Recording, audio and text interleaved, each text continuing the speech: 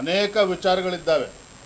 ಒಂದು ಚುನಾವಣೆ ಗೆಲ್ಲಬೇಕು ಅಂತ ಹೇಳಿದ್ರೆ ಅದರಲ್ಲಿ ತಂತ್ರಗಾರಿಕೆನೂ ಇರುತ್ತೆ, ಕುತಂತ್ರಗಾರಿಕೆನೂ ಕೂಡ ಇರ್ತದೆ. ಕಾಂಗ್ರೆಸ್ ಅದರಲ್ಲಿ ಯಶಸ್ವಿಯಾಗಿದೆ. ಅದ್ರ ಬಗ್ಗೆ ನಾನು ಹೆಚ್ಚು ಹೇಳೋದಕ್ಕೆ ಹೋಗೋದಿಲ್ಲ. ವಿಶೇಷವಾಗಿ ಗ್ರಾಮೀಣ ಪ್ರದೇಶದಲ್ಲಿ ಏನು 8 ಗ್ರಾಮ ಪಂಚಾಯತಿ ಬರುತ್ತೆ, 8 ಗ್ರಾಮ ಪಂಚಾಯತಿಯಲ್ಲಿ ಅತಿ ಹೆಚ್ಚು ಲೀಡ್ ಬರಬೇಕಾಗಿತ್ತು. ಆದರೆ ಅಲ್ಲಿ ಬಿಜೆಪಿಗೆ ಒಳಗೇಟಾಗಿದೆ, ಅಲ್ಲಿಯ ನಾಯಕರಿಂದಲೇ ಒಳಗೇಟಾಗಿದೆ ಅನ್ನೋ ವಿಶ್ಲೇಷಣೆ ಆಗ್ತಾ ಇದೆ. ಖಂಡಿತ ಇಲ್ಲ. ನಾವು ಗ್ರಾಮೀಣ ಭಾಗದಲ್ಲಿ ಸುಮಾರು 5,000 ಲೀಡನ್ನು ನಾವು ನಿರೀಕ್ಷೆ ಮಾಡಿದ್ವಿ. ಆದರೆ ನಮಗೆ 1,600 ಲೀಡ್ ಬಂದಿರತಕ್ಕಂಥದ್ದು. ಸ್ವಲ್ಪ ಅಲ್ಲಿ ವ್ಯತ್ಯಾಸ ಆಗಿದೆ. ಏನೇನಾಗಿದೆ ವಿಮರ್ಶೆ ಮಾಡ್ತೇವೆ, ಕೂತು ಚರ್ಚೆ ಮಾಡ್ತೇವೆ. ಆದರೆ ಒಳ ಏಟು ಮತ್ತೊಂದು ಯಾವುದೋ ಪ್ರಶ್ನೆನೇ ಇಲ್ಲ. ನಾನು ಹೇಳ್ತೀನಲ್ಲ, ಬಾಗಲಕೋಟೆ ಇರ್ಬೋದು, ದಾವಣಗೆರೆ ದಕ್ಷಿಣ ಇರ್ಬೋದು, ಒಂದು ಸಂಘಟನೆ ಇದಕ್ಕಿಂತ ಹೆಚ್ಚು ವ್ಯವಸ್ಥಿತವನ್ನು ಮಾಡೋದಕ್ಕೆ ಸಾಧ್ಯ ಇಲ್ಲ. ನಮ್ಮ ಮೇಘಣ್ಣವರು ವಿಭಾಗ ಪ್ರಭಾರಿ ಇಲ್ಲೇ ಇದ್ದಾರೆ, ರಾಮಚಂದ್ರಣ್ಣ ಇಲ್ಲಿದ್ದಾರೆ, ರೇಣುಕಣ್ಣ ಇಲ್ಲಿದ್ದಾರೆ, ಎಲ್ಲರೂ ಮುಖಂಡರು ಇಲ್ಲೇ ಇದ್ದಾರೆ. ನಾವು ಶಿಕಾರಿಪುರದಲ್ಲೂ ಈ ರೀತಿ ಚುನಾವಣೆ ಮಾಡಿರಲಿಲ್ಲ. ಬೆಳಗ್ಗೆ 7 ಗಂಟೆಗೆ ಅಧ್ಯಕ್ಷರು ಇಲ್ಲೇ ಇದ್ದಾರೆ. ಬೆಳಗ್ಗೆ 7 ಗಂಟೆಗೆ ಶಿವಕುಮಾರ್ ಎಲ್ಲರೂ ಕೂಡ ನಮ್ಮ ಮುಖಂಡರು ಸ್ನಾನ ಮಾಡ್ಕೊಂಡು ಬೆಳಗ್ಗೆ 7 ಗಂಟೆಗೆ BJP ಕಾರ್ಯಾಲಯದಲ್ಲಿ ಕೂರ್ತಾಯಿದ್ರು. ನಿನ್ನೆ ದಿನ ಏನು ನಾವು ಟಾರ್ಗೆಟ್ ಇತ್ತು, ಎಷ್ಟು ಮತದಾರನ ತಲುಪಬೇಕಾಯಿತು, ಇವತ್ತೆಷ್ಟು ಹಳ್ಳಿಗಳಿಗೆ ಭೇಟಿ ಕೊಡಬೇಕು, ಆ ರೀತಿ ಭಾಳ ವ್ಯವಸ್ಥಿತವಾಗಿರ್ತಕ್ಕಂಥ ಚುನಾವಣೆ. ಇದಕ್ಕಿಂತ ಒಂದು ರಾಷ್ಟ್ರೀಯ ಪಕ್ಷವಾಗಿ ಇದಕ್ಕಿಂತ ವ್ಯವಸ್ಥಿತವಾಗಿ ಇನ್ನೊಂದು ಚುನಾವಣೆ ಮಾಡೋದಕ್ಕೆ ಸಾಧ್ಯ ಇರಲಿಲ್ಲ. We have put hour 100% efforts. ಯಾವುದೇ ರೀತಿ ಅದರಲ್ಲಿ ಚ್ಯುತಿ ಆಗಿಲ್ಲ.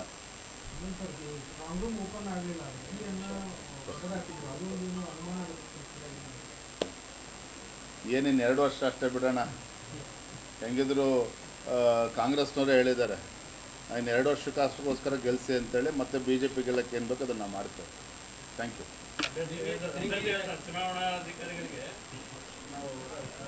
ಏನು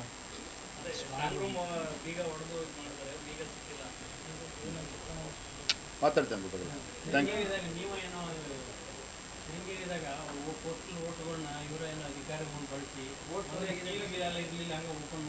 ಚರ್ಚೆ ಮಾಡ್ತೇನೆ. ಪೂರ್ಣ ಮಾಹಿತಿ ತೊಗೊಳಕ್ಕಾಗೋದಿಲ್ಲ, ಯಾಕೆ ನನಗೂ ಕೂಡ ಪ್ರಾಮಾಣಿಕವಾಗಿ ಹೇಳ್ತೇನೆ. ದಾವಣಗೆರೆ ನಾವು ಭಾಳ ನಿರೀಕ್ಷೆಯಲ್ಲಿದ್ವಿ. ಬಾಗಲಕೋಟೆ ಸ್ವತಃ ಮುಖ್ಯಮಂತ್ರಿಗಳೇ ಗ್ಯಾರಂಟಿ ಗ್ಯಾರಂಟಿ ಗ್ಯಾರಂಟಿ ಅಂತ ಏನು ಹೇಳ್ತಾಯಿದ್ರು ಮುಖ್ಯಮಂತ್ರಿಗಳು. ಆ ಗ್ಯಾರಂಟಿಗಳು ಕೊಟ್ಟರು ಕೂಡ ಬನ್ನಿ 15 ದಿನಗಳ ಸ್ವತಃ ಮುಖ್ಯಮಂತ್ರಿಗಳೇ ಬಂದು ಬಾಗಲಕೋಟೆ ಕೂತಾಗ. ಮತ್ತು ನೋಡಿ, ಇನ್ನೊಂದು ವಿಶೇಷ ಅಂತ ಹೇಳಿದ್ರೆ ಗೃಹಲಕ್ಷ್ಮಿ. ಈ ಗೃಹಲಕ್ಷ್ಮಿನ ಹಿಂದೂ ಕೂಡ ಹೇಳಿದ್ದೇನೆ. ಗೃಹಲಕ್ಷ್ಮಿ ಏನಾಗಿದೆ ಅಂತ ಹೇಳಿದ್ರೆ ಚುನಾವಣಾ ಲಕ್ಷ್ಮಿ ಆಗ್ಬಿಟ್ಟಿದೆ.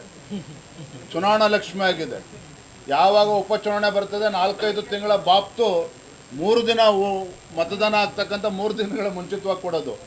ನೆಕ್ಸ್ಟ್ ನೋಡ್ತಾ ಇರಿ, ಇವರು ಗೃಹಲಕ್ಷ್ಮಿ ಕೊಡೋದು ನೆಕ್ಸ್ಟ್ ಜಿಲ್ಲಾ ಪಂಚಾಯತ್ ತಾಲೂಕು ಪಂಚಾಯತ್ ಚುನಾವಣೆ ಬಂದಾಗಲೇ. 4 ತಿಂಗಳು 5 ತಿಂಗಳು ಪೆಂಡಿಂಗ್ ಇಟ್ಕೊಂಡ್ರೆ ಚುನಾವಣಾ ಲಕ್ಷ್ಮಿ ಆಗಿರುವಂಥದ್ದು. ಇದು ಖಂಡಿತ ಒಂದು ಪ್ರಜಾಪ್ರಭುತ್ವ ವ್ಯವಸ್ಥೆಯಲ್ಲಿ ಸರಿಯಲ್ಲ. ಅದೇನು ಮಾಡೋದು, ಅವರು ಅಧಿಕಾರದಲ್ಲಿದ್ದಾರೆ. ಆದರೆ ಇದರಿಂದನೇ ಮತ್ತೆ ಚುನಾವಣೆ ಗೆಲ್ತೇವೆ ಅನ್ನೋ ಭ್ರಮೆನಲ್ಲೇನಿದ್ದಾರೆ. ಇವತ್ತು ತಮಿಳ್ನಾಡಲ್ಲಿ ಏನಾಗಿದೆ ನೋಡಿದಿರಿ. ಅಲ್ಲೂ ಕೂಡ ಇದೇ ರೀತಿ ಫ್ರೀ ಬೀಸ್ ಕೊಟ್ಟು ಉಚಿತ ಉಚಿತ ಉಚಿತ ಅಂತ ಹೇಳ್ಕೊಂಡು ಮನೆಗೆ ಖಚಿತವಾಗಿ ಹೋಗಿ ಕೂತಿದ್ದಾರೆ ಅಲ್ಲಿ ಸ್ಟಾಲಿನ್ ಅವರು. ಮುಂದೂ ಕೂಡ ರಾಜ್ಯದಲ್ಲಿ ಕಾಂಗ್ರೆಸ್ ಪರಿಸ್ಥಿತಿ ಅದೇ ಆಗ್ತದೆ. Thank you.